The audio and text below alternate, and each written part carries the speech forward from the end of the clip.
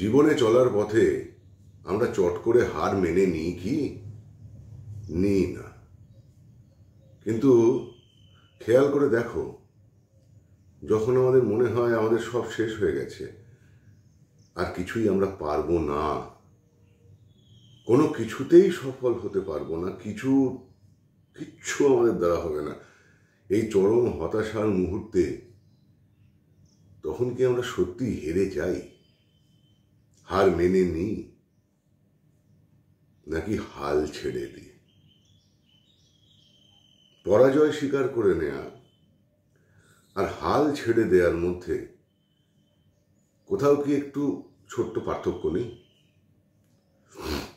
পরাজয় স্বীকার করে নেয়া আসে নিজের প্রতি অনাস্থা থেকে, হাল ছেড়ে দেয়া আসে আমার পারিপার্শ্বিক সিচুয়েশনের থেকে, অনাস্থা থেকে। দুটো এক জিনিস নয়। আমার নিজের ওপরে কোনো রকমভাবে বিশ্বাস নেই যে আমি একটা কাজ করতে পারবো না, ভাই আমি তা পারলাম না, আমি ছেড়ে দিচ্ছি।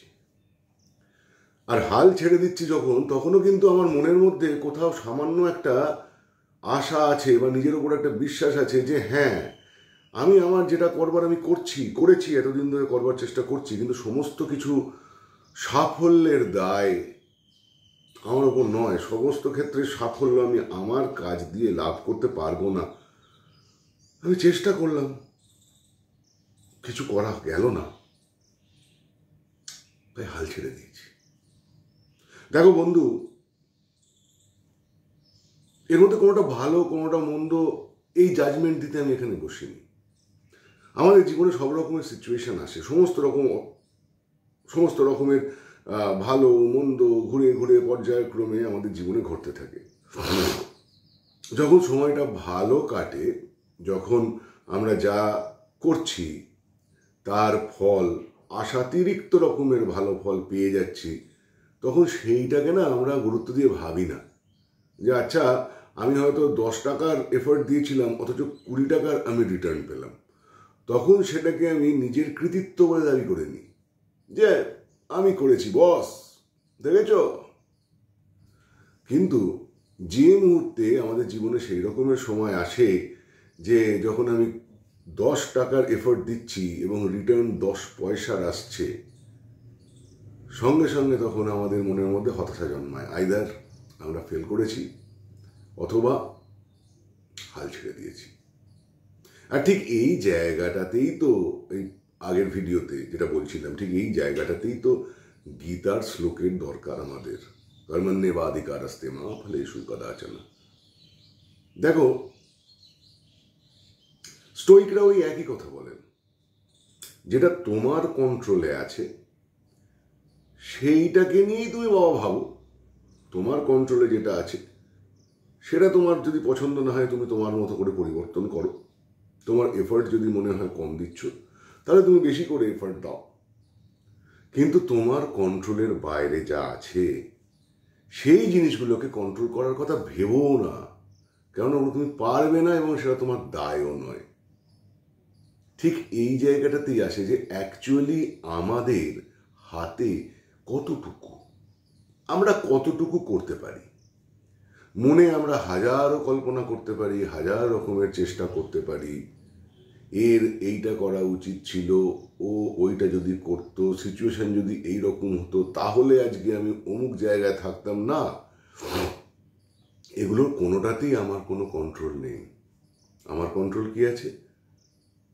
আজ, এই মুহূর্তে, এখন আমি কি করছি। অতীতে আমি কি করেছি আমার হাতে কোনো কন্ট্রোলে নেই, কিন্তু ভবিষ্যতে আমি কি করব সেই কন্ট্রোলটা আমার হাতে থাকবে যদি আমি এই ব্যাপারটাতে একদম নিশ্চিত হতে পারি যে হ্যাঁ, এখন এই মুহূর্তে আমি যা করছি সেইটা আমার হাতে আছে। অর্থাৎ আমার ভবিষ্যৎ কিভাবে তৈরি হবে সেইটা আমার বর্তমানের ভিত্তিভূমিতে দাঁড়িয়ে আছে। শুধু এইটুকু যদি আমরা মেনে নিই, তাহলে আমাদের হাল ছাড়বার দরকার পড়ে না। গোটা অতীতের সমস্ত ব্যর্থতাকে আমাদের ছেড়ে দেওয়ার দরকার পড়ে। আমরা যে ব্যর্থ হয়েছি এই মানসিকতাটা ছেড়ে দেওয়ার দরকার।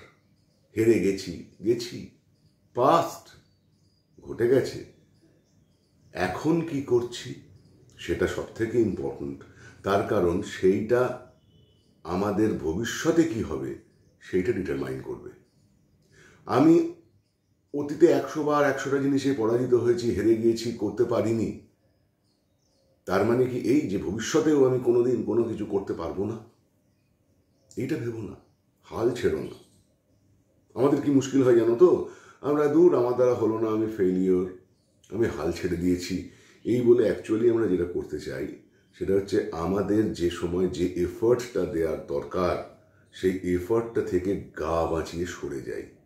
দেখো, বাকি দুনিয়ার সমস্ত কিছুর জায়গা থেকে তুমি দায় এড়াতে পারলেও তোমার জীবনে তুমি কি করছো সেই দায়টা একান্তই তোমার। সেইটা এড়িয়ে যাওয়া যায় না। যায় কি? ভাবা প্র্যাকটিস করো। আমি ডক্টর পিবি, তোমাদের মন খারাপের মেকানিক।